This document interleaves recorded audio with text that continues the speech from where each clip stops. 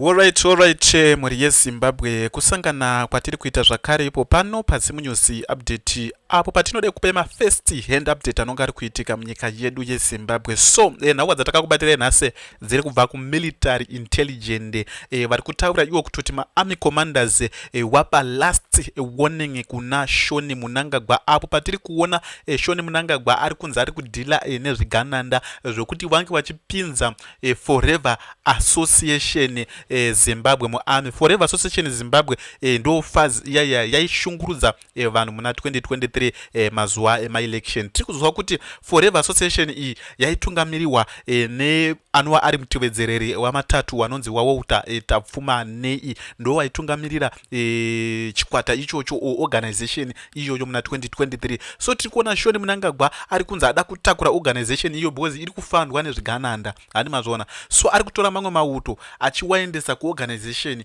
iyoyo. So ada kuti mauto vange vachifandwa nezvigananda. So ndo zviri kuramba mauto because tiri kuona kuti army chaicho mamiddle ranks havasi kutomboda zvinhu zvese zviri kuitika muno munyika yeZimbabwe. Kunze kwavatapfuma nei ndosaka muri kuona vakaiswa ipapo vamatatu vari kupevha vari kugadzira road yavatapfuma nei because tiri kuona kuti pakarohwa mareshafu payapayapo pakabviswa sort of like anthem Sanyatwe achiendeswa kuministry of sport achireplace ana Kesti Coventry. Yange itori road yange kutovhurwa ya sort of like iwo vatapfuma nei. Tichiona tsamba, pane tsamba tichakuisire pano tichanyatsa kuitaura nhauwa yacho iyoyo yakazvimiririra. Pane tsamba yakanyorwa napresident Emmerson Mnangagwa nezuro vachikoapta vaValerius Banda vanova vari vakareplacewa navamatatu vanova vari army commander pari zvino vakakoapta kuti vanga vachipinda mupolitbiro. Tiri kuona kuti vakadzoserwa mugango reZANU-PF. Pane zvese zvinenge zviitwa mubato reZANU-PF vane hwaro hwekuti vange vachiuya nyangwe kumahofisi eZANU-PF, nyangwe kumisangano yeZANU-PF, kuzijongwe building whatever kwese vanenge vari kungouya muri yeZimbabwe. So tira kuti tinzwe nhauwa iri panapa muri yeZimbabwe iri kutaurwa nenhauwa yekupasiswa kweconstitutional amendment bill number 3. Pane vachange vachitsanangura nhauwa dzacho vachinyatsa kudziperetera. So kana uri mutsva usabva pano usina kusubscribe, kulike nekushare kuitira petinenge tichiisa manext update musazorasikirwe nezvinenge zvichiitika muno munyika yeZimbabwe. Pano tatichikupa first hand update anonga ari kuitika ndokutendeni kutera kumamaketa pano pazimu news update. The space, I'm one of the citizens. I'm a Zimbabwean. That's really my main qualification here, is obviously in the diaspora. And hello, Uncle Jed, my brother Coltart, and my sister Chennai, and everybody else who is here on the space. It's very important that as Zimbabweans we talk about this, and I think I should address your question, my brother Titus, about why is this important for us Zimbabweans in the diaspora. I think that my sister Chennai kind of answered the question already. We were never consulted.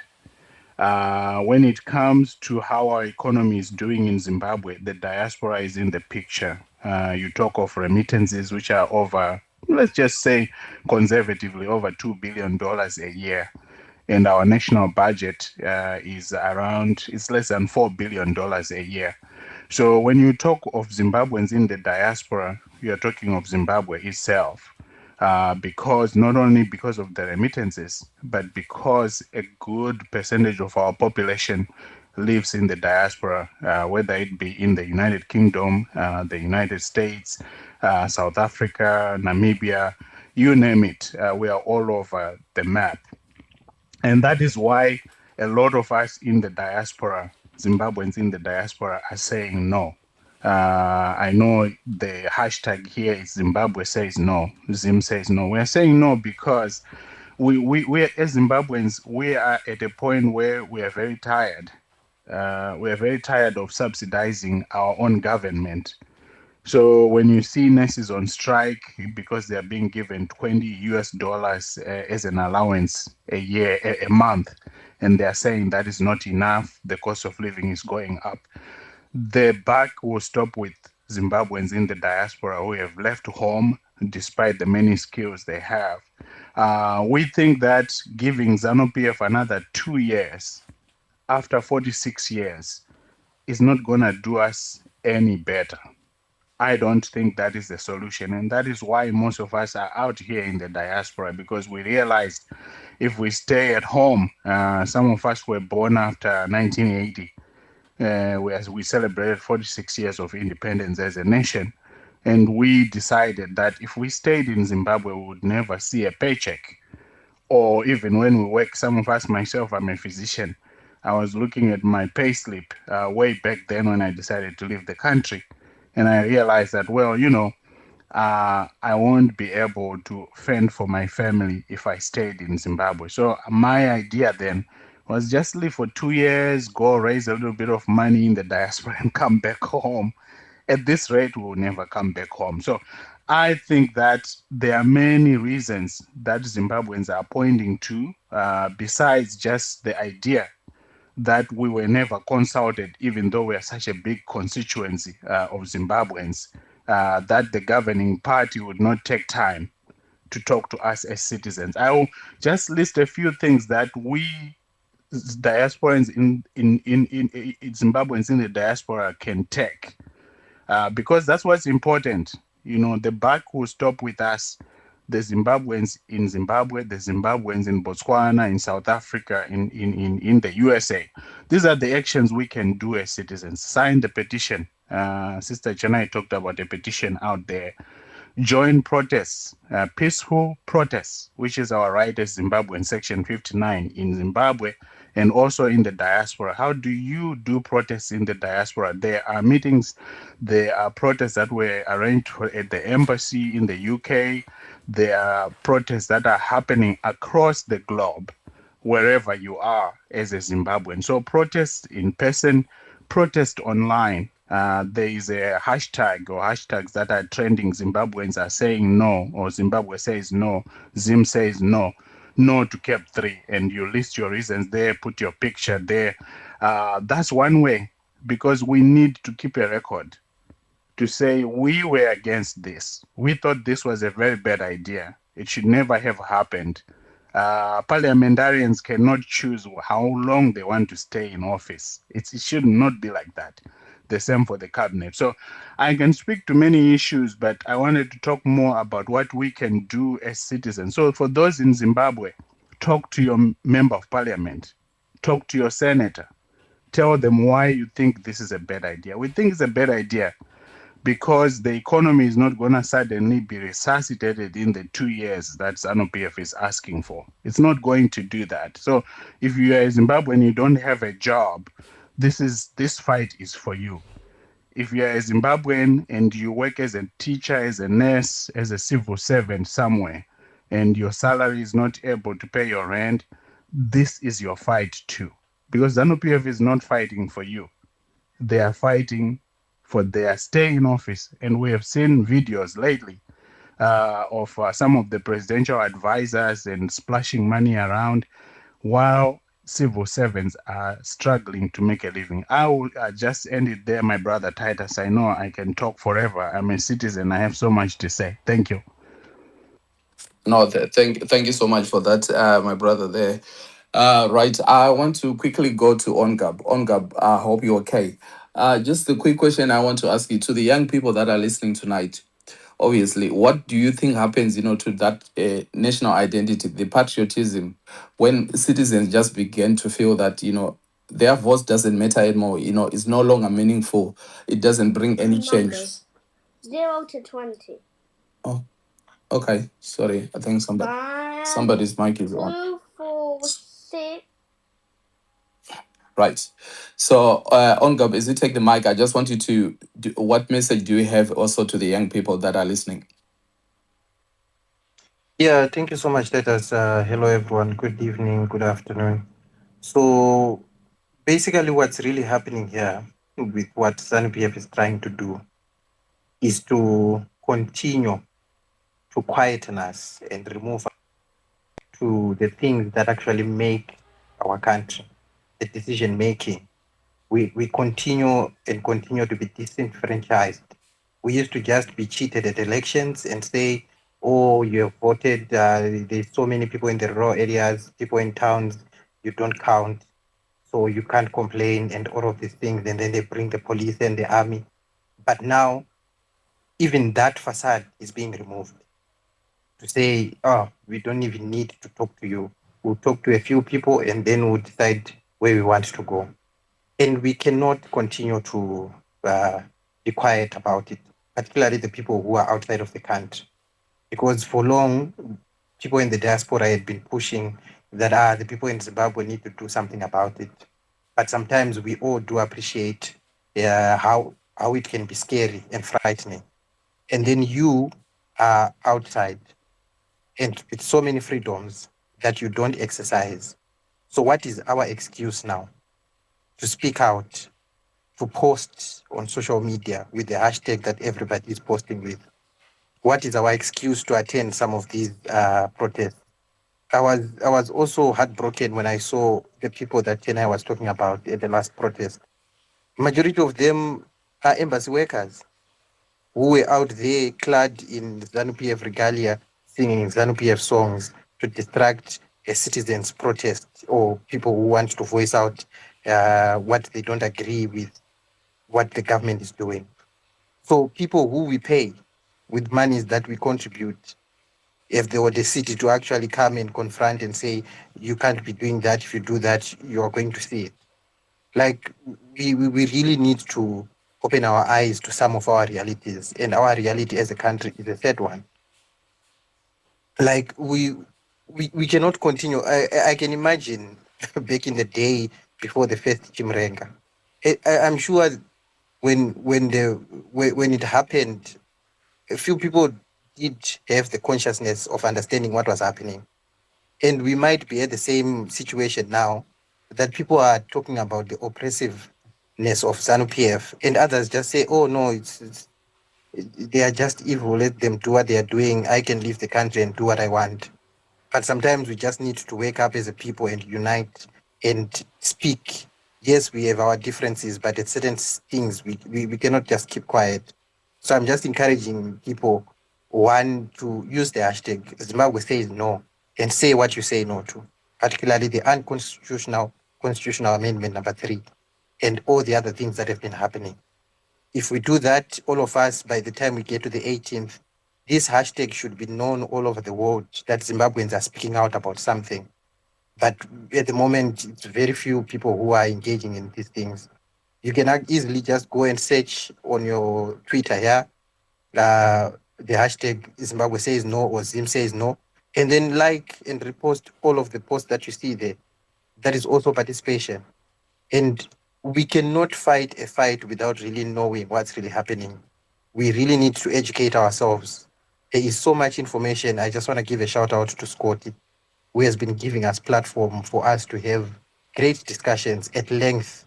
People have been gathering overnight discussing about these things. Shout out again to Zeti and Masi, who have been educating us on resistance.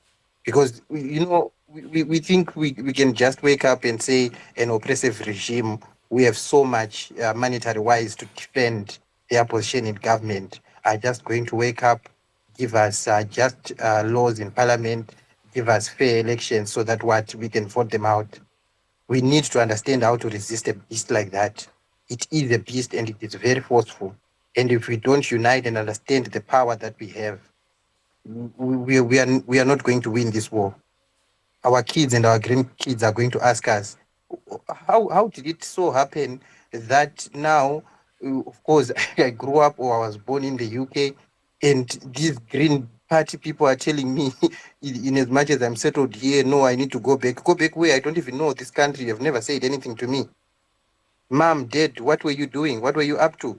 They were like, oh, there was this guy Mnangagwa, he was evil, he started it, and Mugabe. You were like, no, you are the responsible authority here. So if we don't understand this fight that we are in, you can't even explain it to your wife. You can't explain it to your husband. You can't explain it to your brothers, your sisters when you're doing summer brides this summer. That's just yeah. We can't be all just dancing to Japraise and Winky D and not even conscientize each other of the troubles that we are getting into because of StanPF and its ambitions.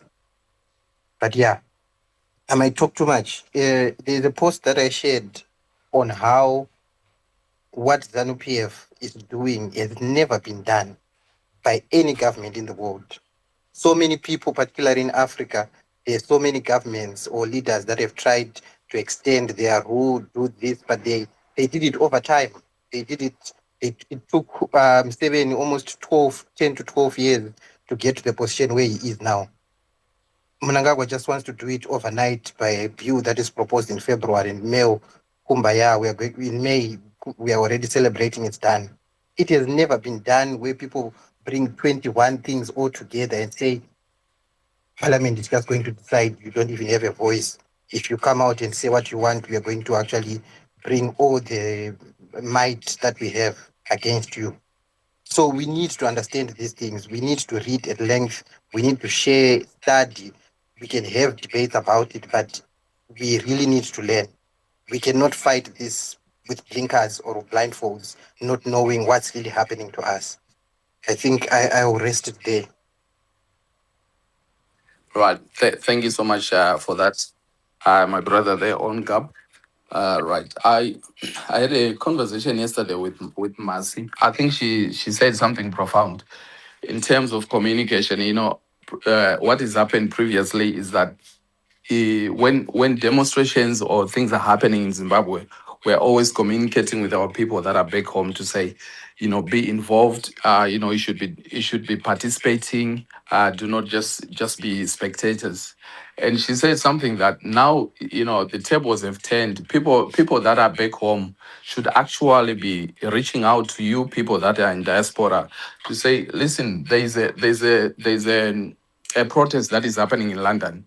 Why don't you get involved? I'm here in Zimbabwe and I'm not able to protest, but you are there in Europe where you can be able to go to your embassy. You can be able to represent our voices that we are not able to speak or communicate. So I think it's a challenge to the people that are on the ground as well. Say, if you've got your relatives, say, that are here, that are in diaspora in different countries, please challenge them as well to say, you know what, you guys are not able to do that. Why can you not go and take part in these protests that are happening? Because they'll be able to say whatever they wanted to say that they cannot say. You'll be representing them.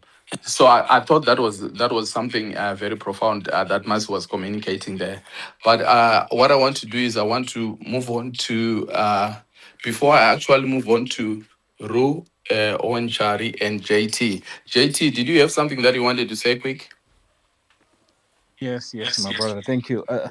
I just want to encourage, like just to reiterate what Ongabe said, that if sometimes protest, it doesn't mean you have to go on the street. I get angry sometimes when we have these very profound spaces, and when we ask people to retweet, they don't. We only have 27, or the Uncle Jed or now Titus, if I'm not mistaken, if you check on the numbers. But we've got over 256 people here. We want to spread the message. We want people that follow you